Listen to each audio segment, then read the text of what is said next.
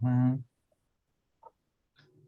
For those who are coming in on, we forgot to record the first session and the introduction of our second speaker. We are reading now The New World by Esther Singer Kreitman. Our reader is Ellen Zippen. From the start, I didn't like lying in my mother's belly. Enough. When it got warm, I twisted around, curled up, and lay still. But 5 months later, when I felt alive, I was really very unhappy, fed up with the whole thing. It was especially tiresome lying in the dark all the time, and I protested. But who heard me? I didn't know how to shout. One day, I wondered if perhaps that wasn't how to do it, and I started looking for a way out. I just wanted to get out. After pondering a long time, it occurred to me that the best idea would be to start fighting with my mama. I began throwing myself around, turning cartwheels, often jabbing her in the side.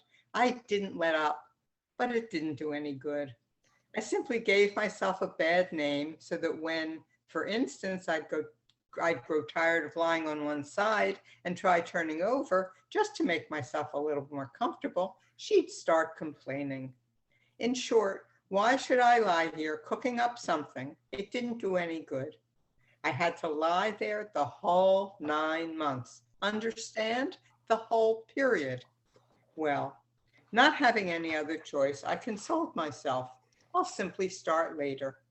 Just as soon as they let me out into God's world, I know that I'll know what I have to do. Of course, I'll be an honored guest. I have a lot of reasons to think so. First of all, because of what I often heard my mama tell some woman who, as I later found out, was my grandma. It does hurt a little, but I almost don't feel it, Mama would say. I'm glad. I'm so scared. I was so scared I was barren. A trifle? It's already 2 years since the wedding, and you don't see or hear anything? Minka, the barren woman, also said she would yet have children. And why should I be surer of it? Well, praise be the one who survives. With God's help, it will come out all right, and God forbid with no evil eye, Grandma would always answer. From such conversations, I assumed I would be a welcome guest. I knew that here in the other world, where I lived ever since I became a soul, when an important person came, he was supposed to be greeted with great fanfare. First of all, a bright light was to be spread over the whole sky. Angels waiting for him were to fly around, merry, beautiful cherubs who spread such holy joy that the person only regretted he hadn't died sooner. It was quite a novelty that I, an honored, long-awaited guest, expected to be born into a big, light home with open windows, where the sun would illuminate everything with a bright light. Every morning I waited for the birds who were supposed to come greet me, sing me a song. And I was to be born on the first of Oder, a month of joy. When Oder begins, people are merry. But right here, it comes, the first disappointment. Mama laying in a tiny room, an alcove. The bed was hung with dark draperies, which completely screened out the light. The windows were shut tight so no tiny bit of air could get in. God forbid you shouldn't catch a cold. The birds obviously didn't like screened out light and closed windows. They looked for a better, freer place to sing. Meanwhile, no happiness appears either, because I was a girl. Everybody in the house, even Mama, was disappointed. In short, it isn't very happy. I am barely a half hour old, but except for a slap from some woman as I came into the world, nobody looked at me. It is so dreary.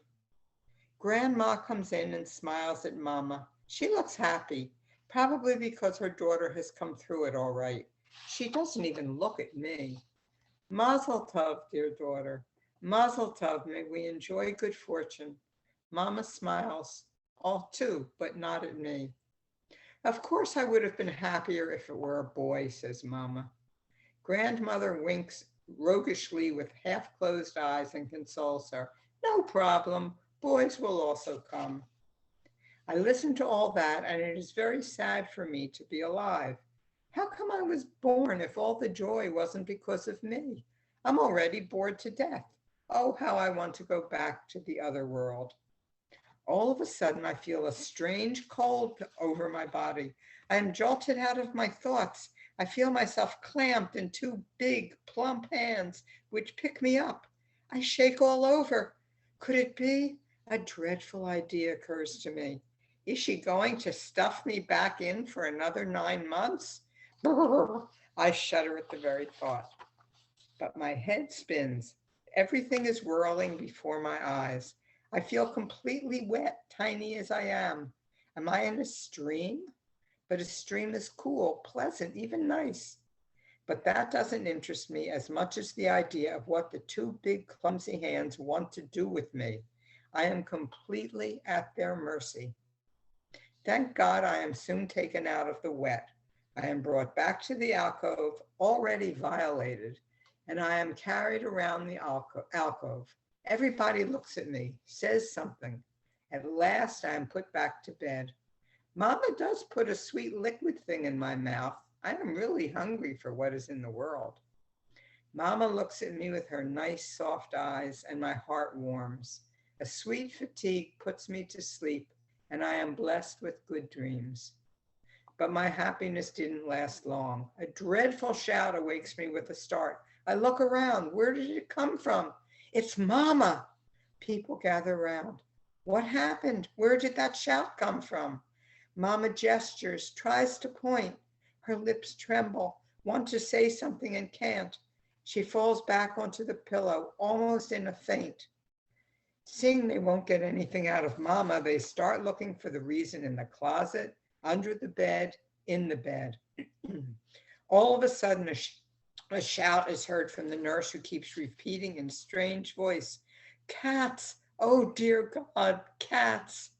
The people look up, can't understand what she's saying, but except for the word cats, they can't get anything out of her. So upset is she.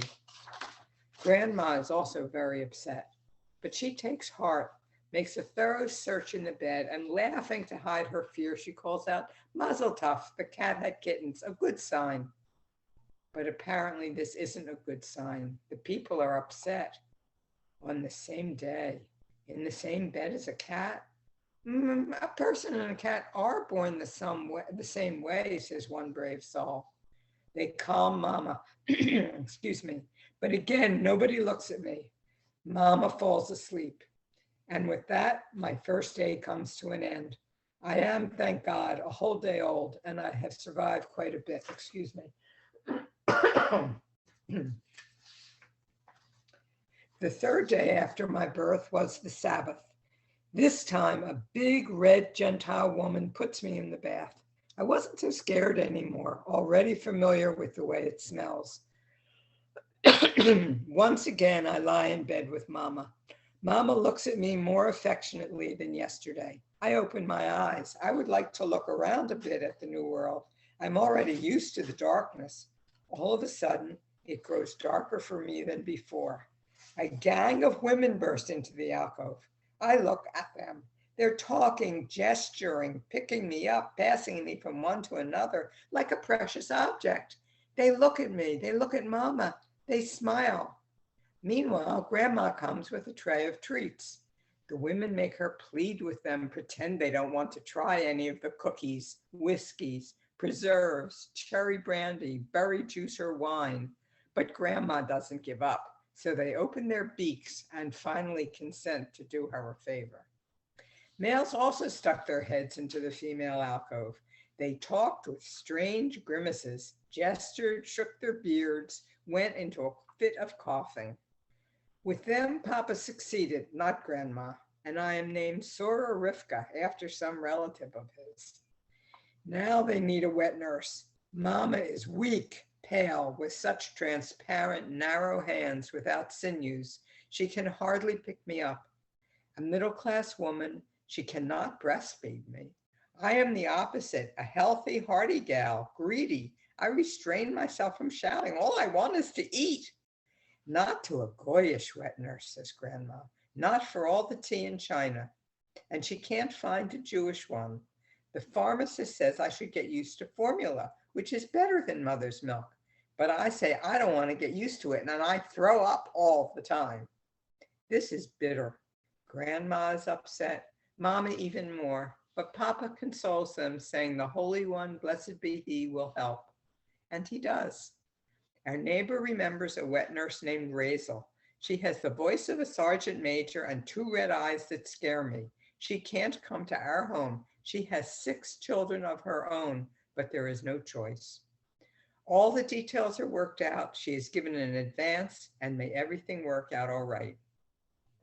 Razel picks me up out of the cradle, takes out a big white breast, which looks like a piece of stuffed up dough, and gives it to me to suck as a test. Well, what should I say? I didn't drown. Even my eyes fill with the taste of a good wet nurse. Razel looks happily from one to the other. Well, what do you say? Mama and Grandma glance at each other furtively and are silent. I have the good fortune to be a tenant at Razel's. Not that she needs another tenant, because she lives in a flat not much bigger than a large carton. When Razel brings me home, her husband comes to greet me, carrying their smallest one in his arms, and the other 5 heirs swarming around him. He seems to be pleased with my arrival. Well, what do you say about this? 10 gulden a week, my word of honor, along with old clothes and shoes, along with the fact that from now on they'll give all the repairs only to you. You hear, Bayrish? Bayrish is silent. He turns around so his breadwinner won't see his joy. You're more of a man than me, I swear. You can earn a gulden faster, he thinks to himself. But right away he becomes serious. Where will we put the cradle? They ponder a long time. But Razel's husband, who is an artist at arranging things in his tiny flat, smacks his low, wrinkled forehead with his hard hand and calls out joyously, Razel, I've got it, under the table. So in a tiny cradle, I am shoved under the table. With open, astonished eyes, I look at the filthy wood of the table, covered with a host of spider webs, and think sadly, this is the new world I have come into, and this is its heaven, and I weep bitter tears.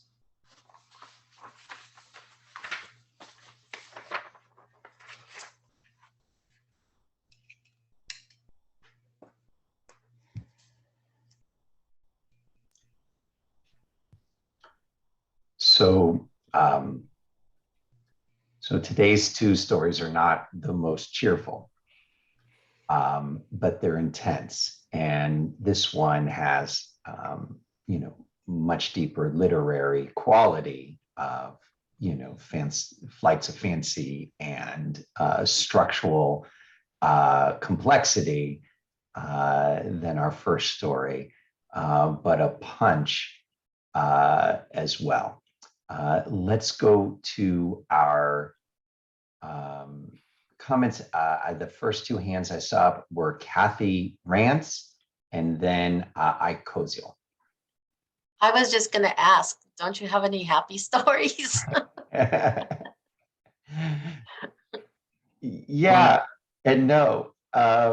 It's funny, the extra one that I brought, if we had time, was just another Sholem Aleichem one, but like all of Sholem Aleichem ones, they're so funny and lighthearted, except they're not. So no, the answer is I don't. Ike Koziel. So this touched me very much. I'll tell you a sad story, but it turned out to be happy later. My sister was born in 1936 in Poland. My father went to South America, and then my mother came a year later in 1937. My father hadn't seen my sister yet. They lived there 8 years until I was born in South America. And my mother had a very unhappy childhood with a very strict mother, et cetera, and she was just not a very happy woman. And my sister related to me later that when I was born, my mother said to her, well, now I can begin to live. I have a boy. Wow. Can you imagine what my sister felt like? Certainly. And it touched me dearly. And we've talked about this numerous times. And my mother softened over the years, I have to tell you. But this was exactly the value of being a boy born in a Jewish home in those days, even in the 30s and 40s. Wow. But thank you for Alice. Thank you, Ellen. Thank you very much. Wow. Esther Rose.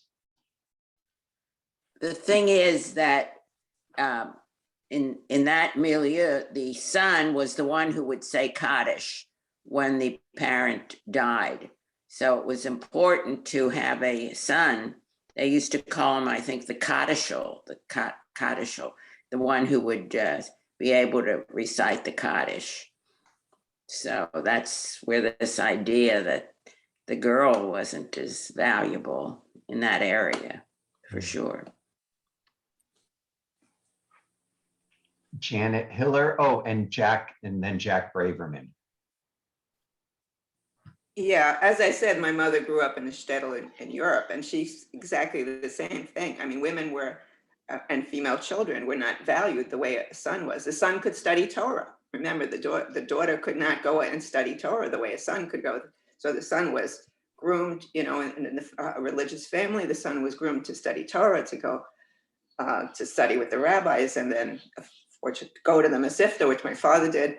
And the daughter was, you had to have a dowry for the daughter. I mean, great. I mean, now you have a daughter and she can help around the house, but what are you going to do with her? It was like that previous story. There's that connection that the daughter has to get married. I mean, what else can the daughter do? In that time, my mother was born in 1923. So that was the tradition in the shtetl. So you can see, I think it's incredible the way she describes the feeling of being a female child. And when I was born, my parents were Orthodox, and I'm a twin. I have a twin brother. So my mother used to joke to me. She said, "Oh, your father used to, when his friends asked him, what did you have, a boy or a girl?" So my father would say, "A boy," and then like a couple of minutes later, "And a girl," So that was the thing. The boy was the big deal. The daughter was the daughter. And my parents loved me dearly. My father loved me dearly. My mother, they were incredible parents, but that was the reality in Europe. It really was. So this story is very touching and revealing. So thank you. Jack, and then Adrienne.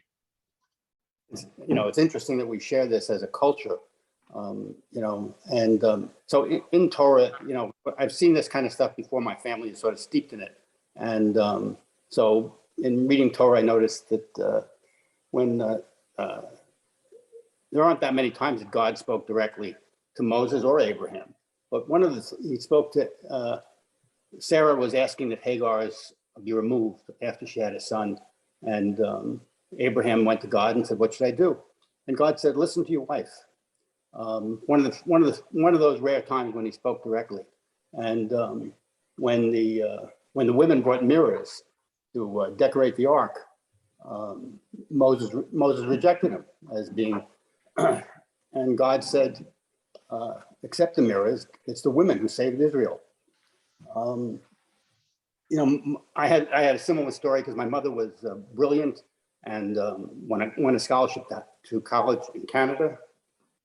And she was told she couldn't go because she had to go to work to support her younger brothers so that they could go to school.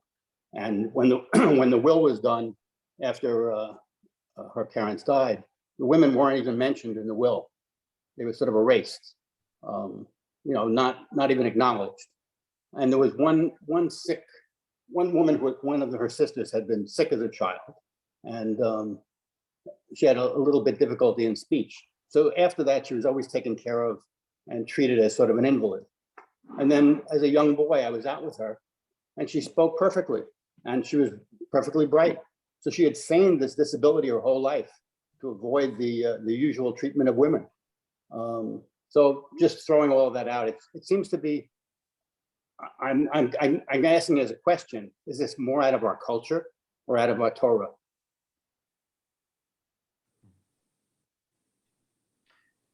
And was it specific to us as Jews, or was this not simply the milieu of that age that we were a part of? I don't know. Adrienne, I think, is the next hand, and then Jay Steele, and then Lisa. Thank you. In Torah study, we read that women did not inherit land, and so this goes back, well, to those ancient times. And there were women who argued for the right to inherit their father's land. But I think it goes back to Torah, and I think it's all culture, and they're intertwined. Women of my age were not bat mitzvahed. It just didn't happen. And I had a sister. We were not bat mitzvahed. I had two female cousins. They were not bat mitzvahed. I had a male cousin, and he was bar mitzvahed. And that's just the way it was. And so I think this story, as poignant as it is, kind of maybe speaks for all of us who grew up not necessarily unloved or under a table, but somewhat second class, Jewishly speaking, because we didn't have the honor and the right to do those that our contemporary males did.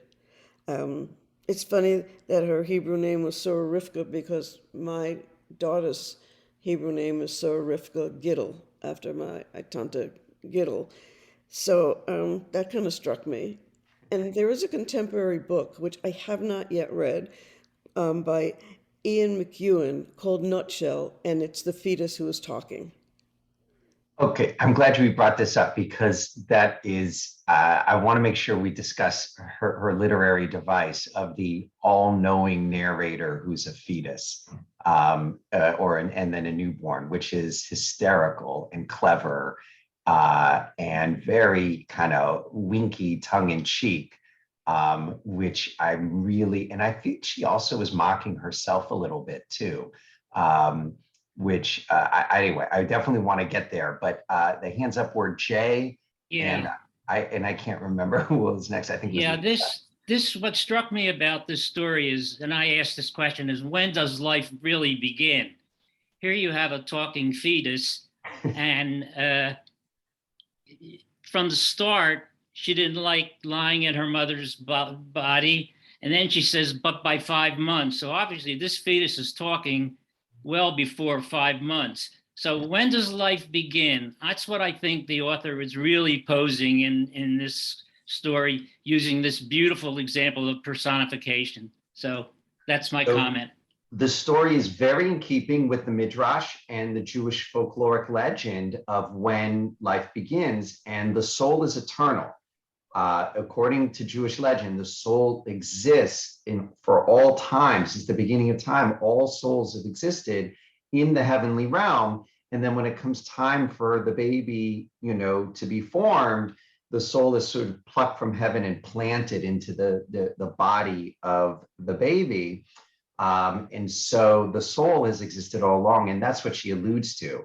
It's like Bansha the Silent, but in reverse. So she's like, you get glimpses of the Bansha the Silent narrative when she's saying, oh, the soul, she's seen how people are received in heaven. So she's expecting that kind of reception when she gets to earth, and she gets ignored and then shoved under a table. So the backdrop is the receptions that she's seen in heaven, and she expects the birds to chirp and everybody to be receiving her, and she doesn't get it. But she's basing all of that on well-known and assumed belief, of the Jewish legends, which is that the souls are eternal.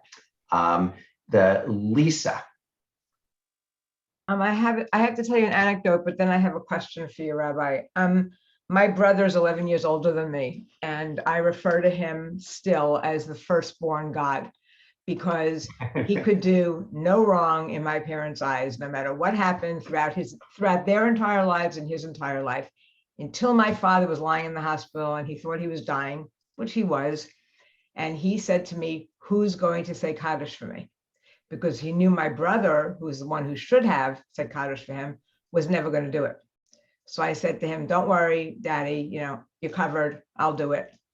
And I felt like I gave him some peace so he could know that Kaddish would be said for him. And my question for you is it not true that Jews believe that life begins at the first breath? Okay, so just to clarify, life begins is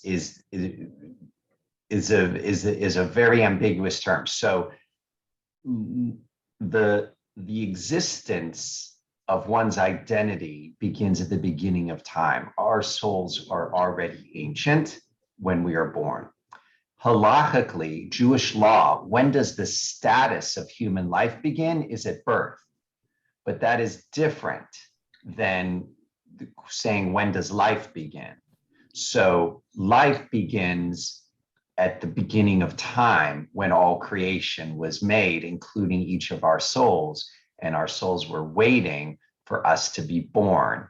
But when is the status of human life, vis-a-vis abortion? Does one save the mother or the child? That begins with the protrusion of the head, or if it's breech, when the majority of the body is born. That's when the status of human life legally begins.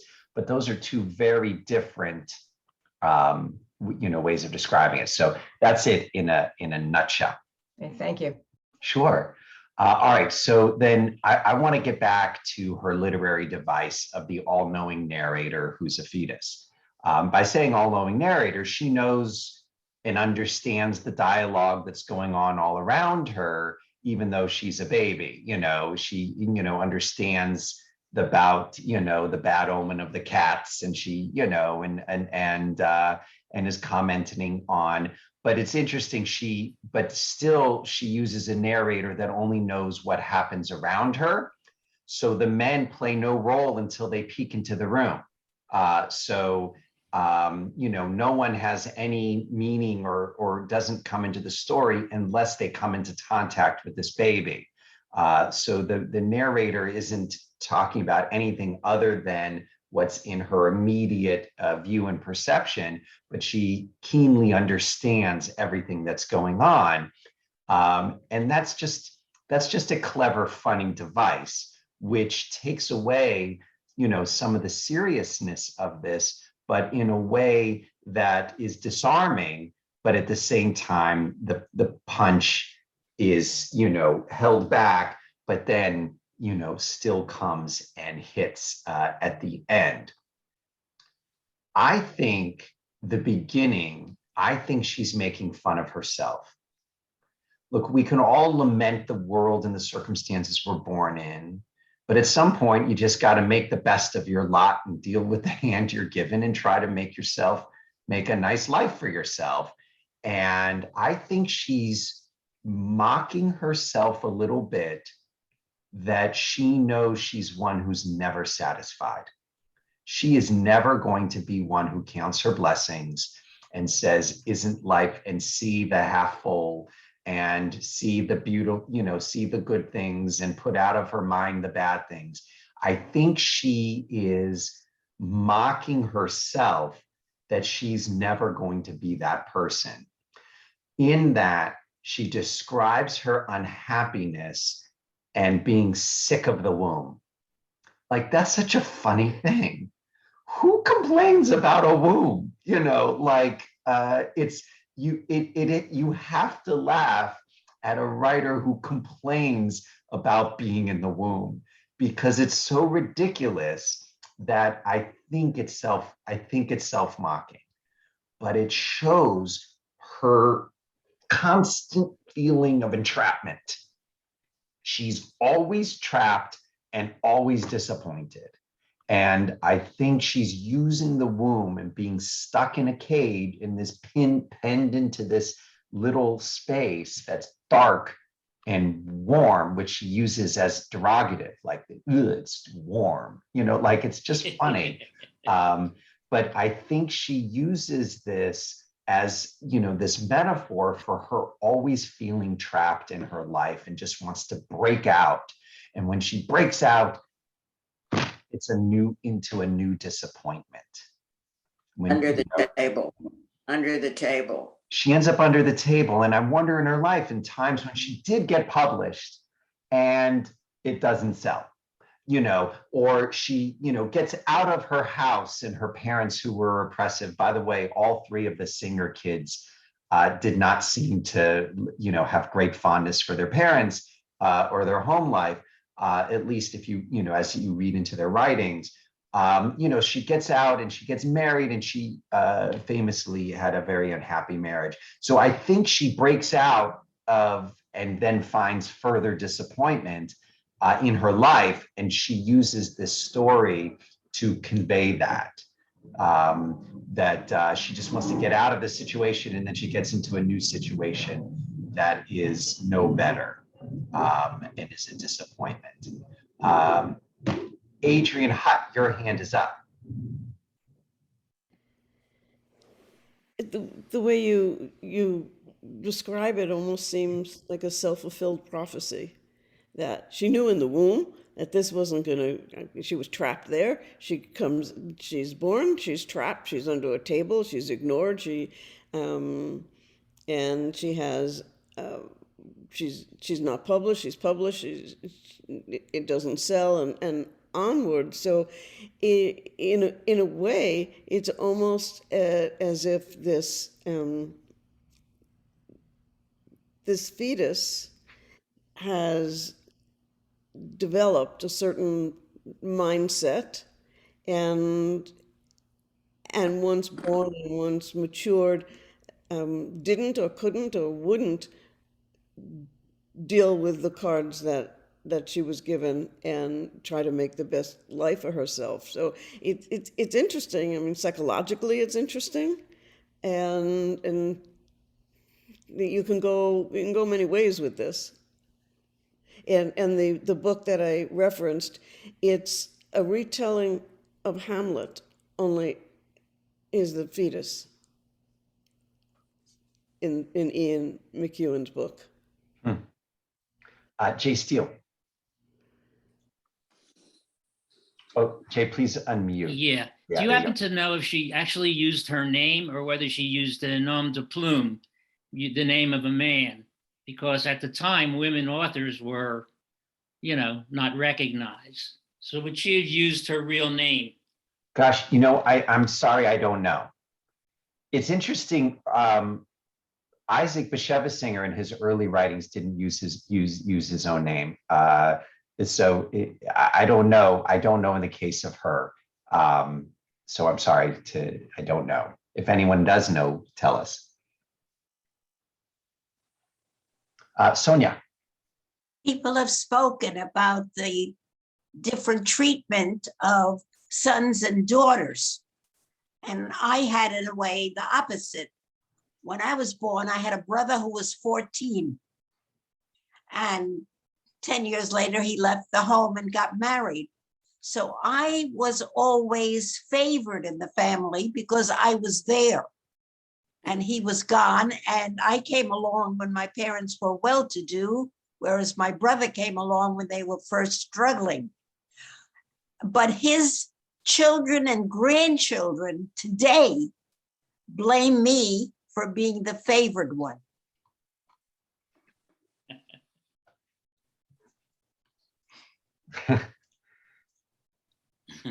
All right. I think Fran, you have your hand up. Fran, please go ahead. Well, speaking to what you were saying about this foreshadowing her life, she says she's powerless, she's helpless. And in the prior story, the woman is also powerless and helpless. And you raise the issue of whether this is peculiar to Jews or the wider world. And it seems very clear to me that it's not peculiar to Jews. When did women get the right to vote? And we could go on with the whole women's liberation movement. So this is really a reflection of women, maybe from a Jewish perspective, but it is really a statement on women and their lives, both stories. Parity pay is very recent. That's all I want to say. Oh, shoot, my phone's ringing. All right. I lost you. I was looking back at the story for a minute. All right. I think we're kind of at the end of our time for today. So let me just tell you, get a little glimpse of what's coming. Coming on Wednesday will be our final session with 2 more stories. We're going to have Gimple the Fool by Isaac Bashevis Singer, which is probably his most famous of all of his short stories. And then we're going to have a very short story by a writer named Moshe Nadir, and it's going to be the only story that was actually written in English of all of these stories, though he did also write in Yiddish. This particular story he wrote in English, but it still counts as part of the Yiddish because he was still a Yiddish writer. He just happened to write this one in English. So we can look forward to that next week.